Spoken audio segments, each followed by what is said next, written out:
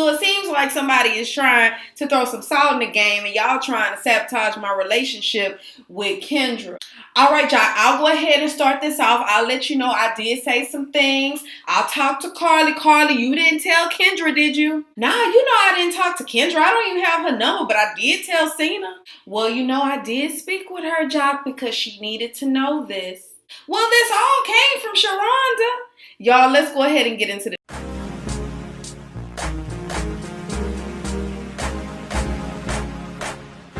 Can we just talk? Can we just talk?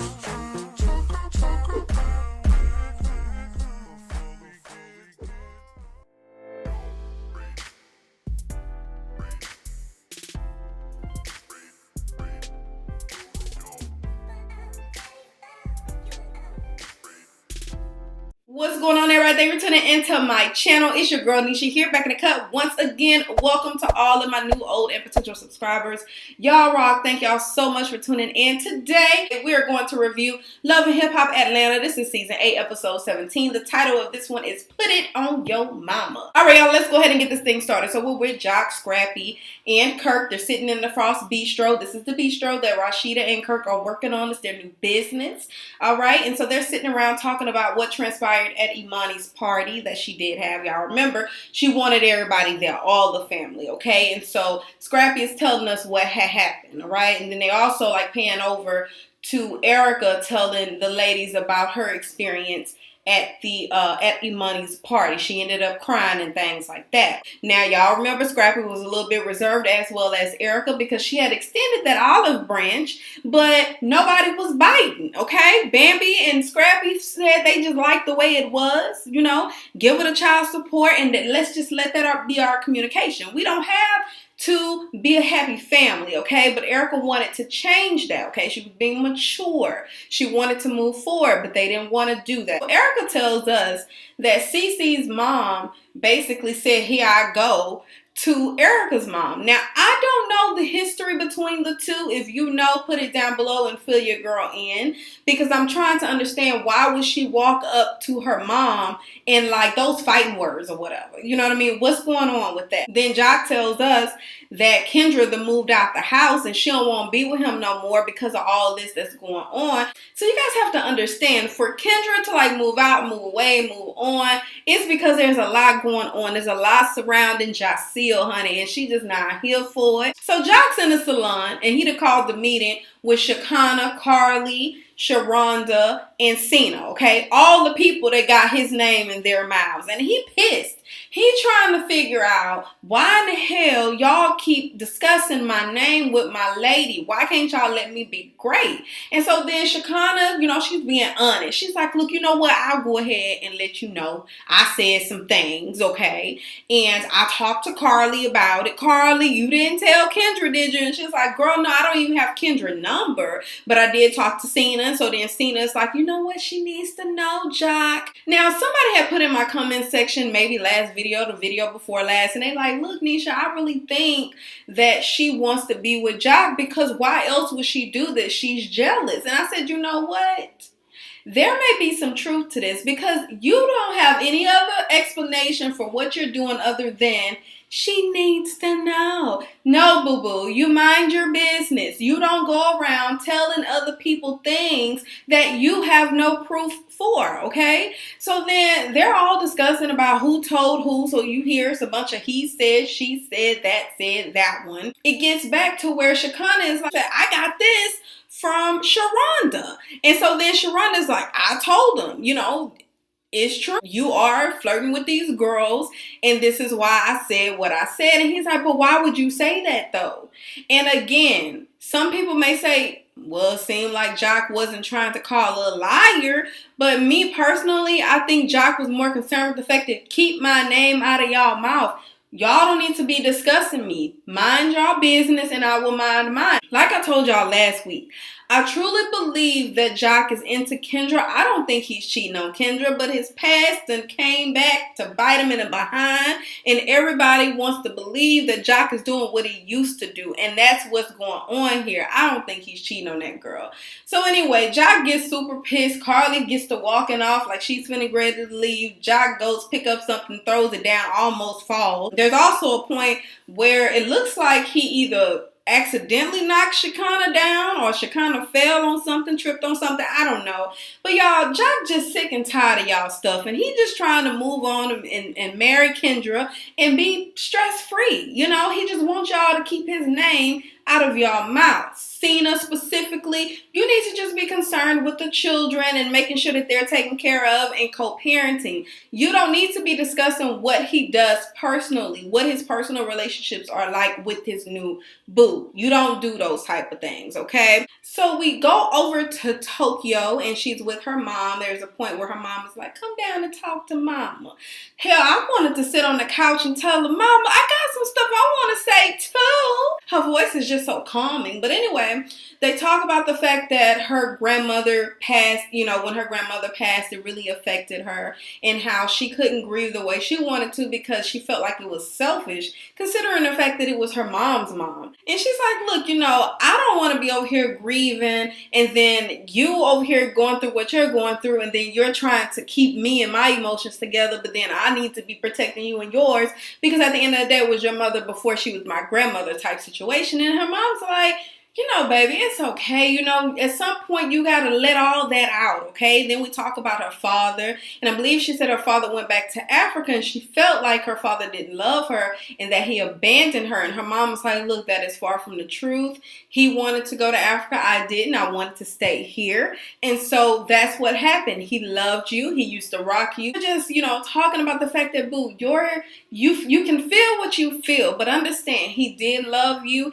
He just, when he got back there, it was hard for him to get back to the States. And so that's what happened. You know, this is not a situation where he abandoned you. He actually loved you and cared for you, but he wanted to leave and I wanted to stay. So we go over to Mom Duke's house and they're talking about what happened at Emani's birthday party.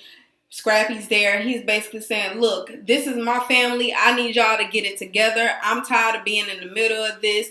I'm hurting. I'm still healing. Nobody is concerned with what's going on with me. I have a new baby. I have just recently moved. I have a daughter. I have a friend that's hurt just like I am. And nobody's checking for me. Nobody's concerned with me. But yet y'all still want to get into it. And so then Mama D tells them about CC and how CC is always coming with the bull crap. And so he's like, look, y'all just got to do better because there's no reason why y'all at Emani's birthday party acting like some hoodlums. Okay, he ain't say hoodlums, but I'm going to call them hoodlums because that's how they was acting. And so, even though I didn't see it, none of us did. But anyway, so basically that's all they talk about. He also talked about how having a car wreck changed his life and how you know, he feeling like he needs some attention. And so all of this drama is taken away from him. So he wants them to do better. Erica, she's getting ready to go to the hospital. And so there's a little cute vlog. She's getting ready for the twin. They show her in labor at the hospital. She tells us that the twins' father is very active. And what's interesting is I've never seen him. I don't think he's even on her Instagram. Y'all let me know down below if you know who he is. Let me tell y'all, whenever I say something like that, my viewers, my subscribers, y'all get in those comments and honey, y'all let your girl know. I think last week I was asking about who the real father for Thomas was. Thomas from Basketball Wives. And y'all told me who the father was. I don't know. I don't watch these TV shows like that.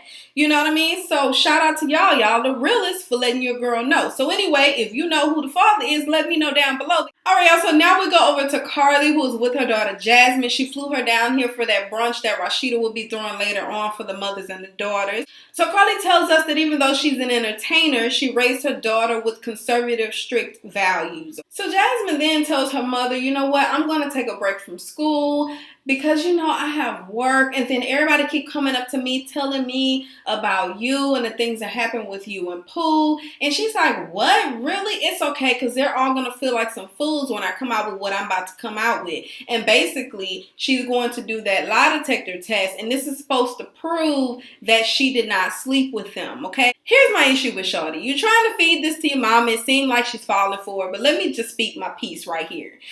Do not use the fact that people, a handful of people probably come up to you and say, girl, did you see Love and Hip Hop? I saw your mama and everything that happens. Probably a handful of people might be your friends and y'all just gossiping about what had happened on Love and Hip Hop. Don't use that as a reason for not finishing your education. If anything, you're probably spoiled. You feel like you don't need to finish your education because your mother will take care of you, and who needs to get a degree anyway? You did mention work, but I'm inclined to believe it's a nappy-headed little boy that keep taking up all your dang time and spending up all your money that your mama's sending you down there. So let's just not use the Love and Hip Hop thing. I do not believe that it's 1,000 students coming up to you saying, girl, did you see what happened? And it's stressing you out and you're not able to focus on school. Girl, go feed that to somebody else. I wouldn't believe in that. She tells us that she's going to prove that all of this stuff that Pooh started was a lie, and that all those students that came up and was bullying her baby, they gonna feel stupid. Then we go over to Pooh's house. We're introduced to Najee. This is her 25-year-old. She is a college graduate. She's actually in school getting her doctorate, I believe. What else? She says she has her own home. She doesn't have any kids. She has a business. She owns a salon, okay? I mean, the girl has so many good accomplishments. I was proud looking at her, and she's a beautiful young girl. And so, but she got attitude just like her mama. I'm telling you, you can't tell them they ain't the shit, okay? And so anyway, so we're introduced to her. She invites her to this event that Rasheeda is going to be having with the mother and the daughter. So what's going on with y'all? Where did it go left? And so, of course, Pooh is saying she don't want to own up to what had happened.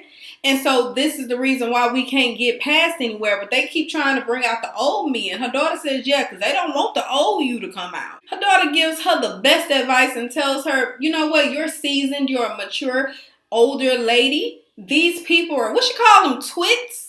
And she says that basically you don't need to stoop down to these people's level, all right? And so, if anything, I hope she takes her daughter advice, but then hell no, she didn't, because later on in the episode, they acted a whole damn fool. On over to Erica, her baby, she gets out the hospital, but her babies have to stay. She tells us that they're 3 pounds, 6 ounces, and 4 pounds, 1 ounces.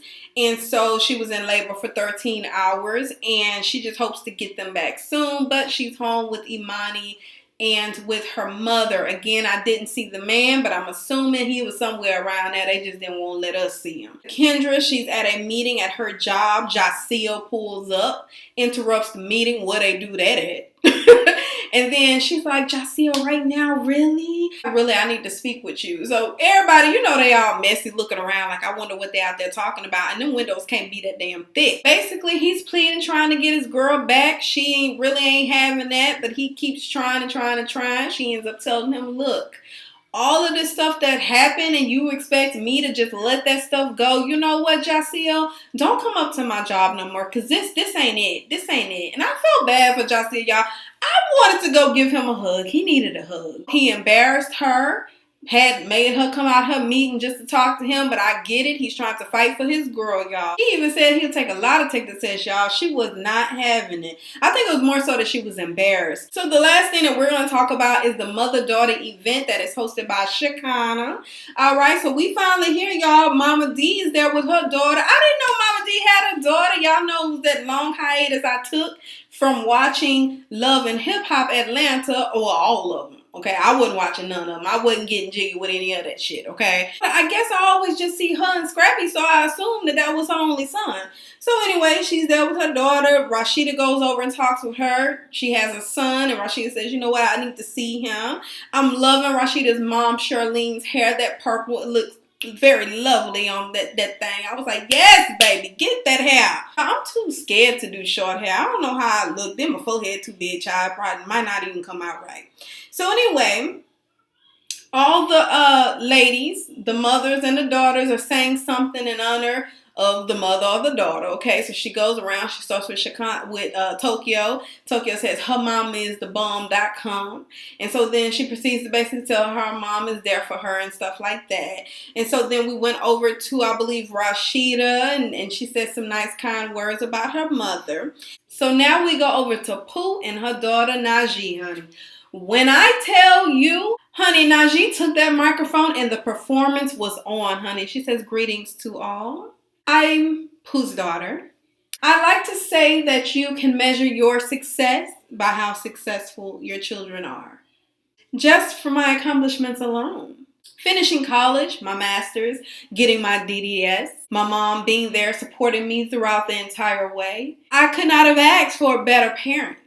Then Pooh, she starts... When I tell y'all that Shekinah was like, why are you crying? Like, what the hell? Y'all, it was so bad that when Najee finished, Shekinah said, thank you, that was a good performance. Because the shit was hilarious. I was like, oh, y'all practice that in the car. Then we go over to Karlie Red and her daughter, Jasmine. Now, Mona, y'all wrong for this. Because when you got over there, it was like, oh my gosh, this great build up. Oh, all these accomplishments that this girl has. And y'all know they like to talk about Karlie's parenting and stuff like that. So I just knew that Karlie's daughter was going to have so many accomplishments. Like it was about to be this war, right? This competition. Absolutely not. She says, you know, my mom, you know, she tries her hardest to take care of me, to protect me, and to guide me. And I just love her. And that was it. I was like, well, damn, what the rest of the speech?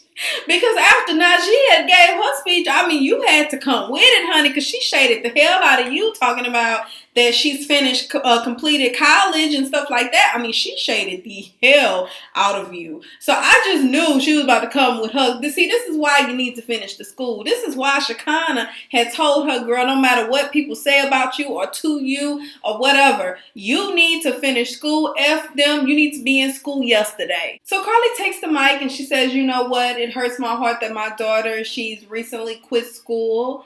And it's because of things, you know, what had transpired at school and people are coming up to her and talking about the situation. And then it pans over to Pooh, which is smiling ear to ear because y'all know she feeling this. This means that her daughter is on top of you. Her daughter's shining right now because yours didn't even finish college. So she's just soaking all this in, right? And so she's like, yeah, you know, but it's okay because... you know, I really want her to do good. And then Shekinah interrupts. She says, friend, you need to finish school. Who cares what people say? You know, you need to be back in school like yesterday. And then Karlie starts saying, you know, but it's okay because I'm going to prove to you. I'm going to prove to you, Shekinah, and to all of my friends in this building today that I took this lie detector test. I took this lie detector test. And all the accusations about me, they were all a lie. Pooh looks like, what the hell are we talking about? Are you trying to say that you took a lie detector test that you were supposed to take with me? We were supposed to take together. You're saying that you took that by yourself? That's a little bit shady. Now, Karlie, you must have known people they were not going to take you serious. They were going to question, why the hell would you do the lie detector test by yourself? How do we know you didn't make this up on a computer that you be typing in? You know what I mean? When you was over there at that donut shop, when you was sitting there and your man kept blowing you up and you didn't want to answer the phone. You remember right before the counselor visit. So you was sitting there, you could have been typing up the results. So people don't want to believe that this is true. So really, Karlie, you couldn't wait till everybody was around before you did the lie detector test anyway. So then Pooh starts saying, who's she talking about? So then Jasmine goes over. She's trying to fight Pooh. And I felt like, Jasmine, that was a little bit out of line, boo-boo. That's the adult. If anything, you would have been going towards the daughter, which shaded the hell out of you in your education. Okay, that was her that did that. That wasn't the mom. Even though she put on that award-winning performance, that wasn't her. That was her daughter that said those things. Okay, so I felt like it was out of line for you to be trying to fight her mother. But I get it. She was trying to protect her mom because Karlie had went over there. She was crying. She was hurt. She was upset because she feels like this is is supposed to be it. This is the results that's going to clear my name. And while we're talking about stuff that's clearing the name, you notice that, well, it's probably because they're going through their issues, but I'm about to say that Mo really haven't brought this back up. So I guess Mo not concerned. She's just more concerned with making sure her daughter doesn't believe these allegations, okay? But anyway, that's pretty much how the show ended,